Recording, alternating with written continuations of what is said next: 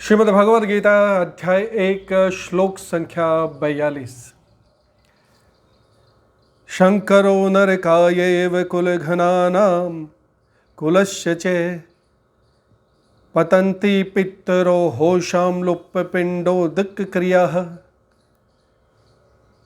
श्री हरि गीता में इसका हिंदी में रूपांतरण है, कुल घातकी को और कुल को ये गिराते पाप में, होता न तर्पण पिंडियों पड़ते पितर संताप में।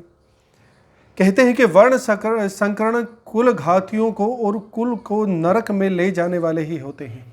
श्रद्धा और तर्पण न मिलने से इन पितरों को अपनी किसी भी स्थान पे गिरने का कोई स्थान भी प्राप्त नहीं होता, यानी वो बीच में ही मध्य में लटकते रहते। कहते हैं कि वर्ण मिश्रित से पैदा हुई संतान वर्ण संकरण होती है। वो मर्यादाओं का पालन नहीं करते, क्योंकि वो मर्यादित तरीके से पैदा ही नहीं होते, तो वो पालन भला किस प्रकार करेंगे।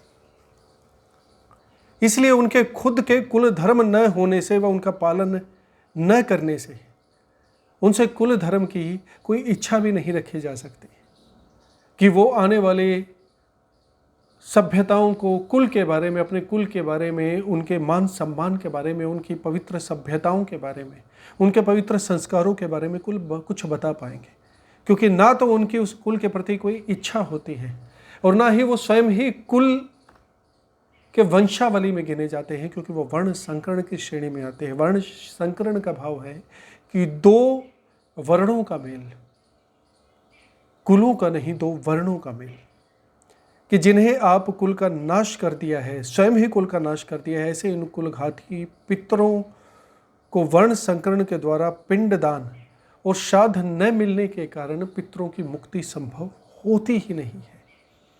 कारण कि इन्हें पिंडदान पर विश्वास नहीं होता, कुल के परंपराओं पर विश्वास नहीं होता।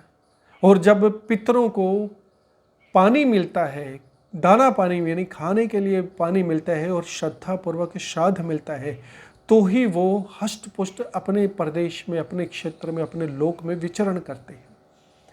यदि उन्हें वो पानी और पिंड मिलना बंद हो जाता है तो उनकी स्थिति अत्यंत दयनीय होती है, वह किसी भी लोक के नहीं रह पाते। पितरों को पिंड और पानी न मिलने के कारण ये है कि वर्ण संकरण की पूर्वजों के प्रति आदर की भावना उनके भीतर कभी होती ही नहीं, वो जानना भी नहीं चाहते इन चीज़ों को। अगर लोक लिहाज से आप वे श्रद्धा और श्राद्ध और तर्पण नहीं करते हैं और शास्त्र विधि से पिंड का तर्पण नहीं करते हैं, तो कुल का नाश अवश्यंभावी होता ही होता है, कुल समाप्त हो ही जाता है। हरे कृष्ण।